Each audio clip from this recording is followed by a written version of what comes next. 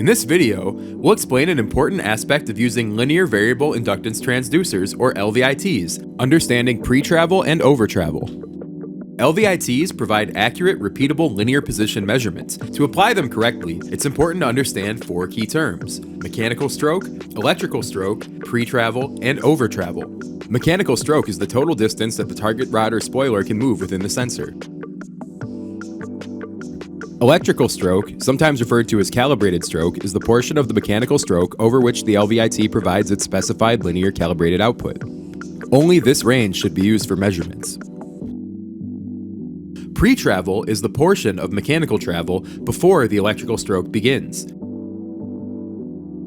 Overtravel is the portion of mechanical travel beyond the electrical stroke. It acts as a safety margin to protect the sensor if the mechanism slightly overshoots. Together, pretravel plus electrical stroke plus overtravel equals the total mechanical stroke. For example, an LVIT could have a total mechanical stroke of 1.6 inches, with 1 inch of electrical stroke, 0.1 inches of pretravel, and 0.5 inches of overtravel. Only the 1 inch electrical stroke provides accurate calibrated output. The remaining 1 inch pretravel and 0.5 inch overtravel margins are safety zones that should not be used for measurement. Understanding these margins helps you design proper mechanical stops and limits, ensuring the sensor remains within the calibrated range during normal operation. A few best practices: always verify stroke values in the sensor datasheet.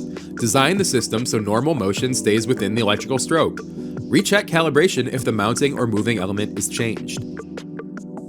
Thanks for watching. If you found this video helpful, please subscribe and click the bell to stay up to date. For pricing, datasheets, or technical support, visit hgsind.com.